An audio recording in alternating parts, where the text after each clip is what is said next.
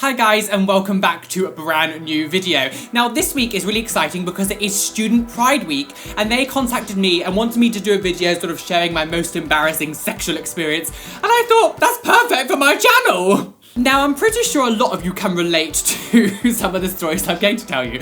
Growing up as a gay person and trying to hide my sexuality, and not let any of my family know that I was gay. You couldn't do things in your house. You had to sort of try and find other places where you could maybe experiment at things, because it was at home, someone could walk in or someone could find out or someone could hear a noise, and it was you couldn't actually do anything there. I went on holiday with my friend Rachel back in 2005 and we went to Spain. So I was only 15 years old and I think she always knew that I was gay. I don't think she really thought I was straight. Now, the reason I say this is because her mum threw a calendar away, and this calendar was a pornographic calendar of just men. Now, it wasn't gay porn, it was just men sort of modeling each month of the year, naked and things in different poses. And Rachel was like, Roland, come look at this. And I look again, this is why I think she probably thought I was gay the whole time, because why would you show this to a straight friend? And so we went to her car, because it was in the back seat of her car. Oh, this sounds gross. She showed me this a calendar, and at the time I wasn't out, no one knew that I was gay to my knowledge, and I saw these calendars of these naked men, and my entire body was oh my god. So when she didn't know, she thought her mum threw the calendar away. Oh no, I stole it off of her. So no one knows this. I stole this calendar when we came home from Spain, and I took it home with me. So obviously they thought her mum just threw it out. Actually, I nicked it because I was oh my god, this is actually something that I could look at for masturbational purposes. I had this calendar in my bedroom, and obviously I had to hide it from my grandparents because obviously no one knew that I was gay. I lived with my grandparents ever since I was a kid, so I had to hide it from them. It was in this drawer, and one time my grandma was trying to make me find some gloves, and I had no idea where I put these gloves. I had no idea where they were. And so she came into my room and she was looking in all of my drawers, and I noticed she started to go to the drawer that was right at the bottom, right beside my bed, and I was oh my god, that's what the thing is. Oh crap. Oh crap, oh crap. And so she pulled the door open. I ran to the door sprinting like mad, slammed it closed and was no. I mean, completely obvious that there was obviously something wrong there. There was obviously something that she couldn't see. Now, I still to this day don't know if she actually saw what was there, but her response was, as I slammed the door, she was So what have you got in there then, Roland? Dirty magazines, was it? And I was just oh my god. Oh my god, oh my god, oh my god, she actually almost found my gay stash of things that I look at. It was so mortifying, and I don't know again if she actually knew what was in there. I have no idea, but I think then she started to realize there's obviously something different with Roland. He's not just the average teenage boy. So another time where I think this is the real thing that outed me to her. One of my friends who was back in school, friends with benefits, he was the first ever guy that I really did anything with, and I lost my gay virginity to. Not penetrative, but everything else rather than that. We would always see each other and we would hook up and things. So normally we would go, so where I used to live, there was a field behind our house, and right down the end of the field there was a river, and there was a little lakeside, and no one ever really used to go down there unless they were walking their dogs, but realistically no one ever used to go down there. There was nothing really there. So we used to go down there to hook up and do things. So we would always go down there and do things together like boys do, naughty things. One day we were oh, I really just can't be bothered to go down to this river thing, because it was a little bit of a walk from our house all the way down there. So we thought, okay, let's just do it in the room.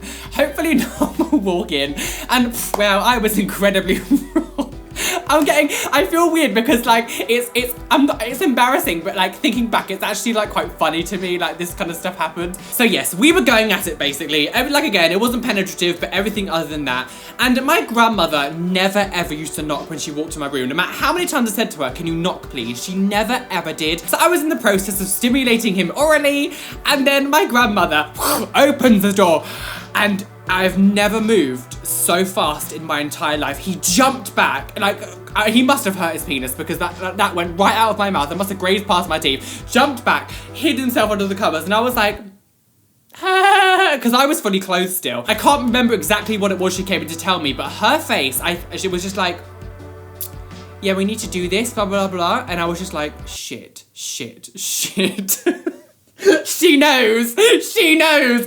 Oh, it was just mortifying. I was just so embarrassed. So although she never actually said anything after to me about the situation, I'm pretty sure she realized from that moment that I was gay. Like, I don't think there was any moment. Like, thinking back now, like, at the time I was like, oh God, I think I've gotten away with it. Like, oh my God, did she see? I don't know. Like, I don't know. But now that I'm older and I can look back, like, it was so obvious what we were doing. To that stage where I was like, I've just outed myself to my grandmother, and she's just seen me perform oral pleasure on someone else.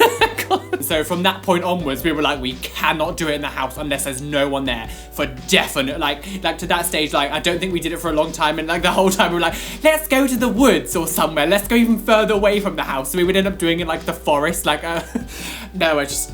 Yes, very, very adventurous when I was younger.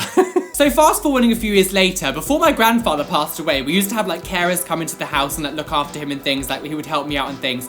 And back in like 2011, I started dating someone, and we would meet up and things, he would come and stay over my house and I would stay over his and all that kind of stuff. And so one morning when one of the carers were coming in to look after my granddad, I was still in bed, and obviously I had my boyfriend with me at the time, and we weren't necessarily doing anything, we were just spooning in bed, but we were like sort of being all like close spooning, you could say.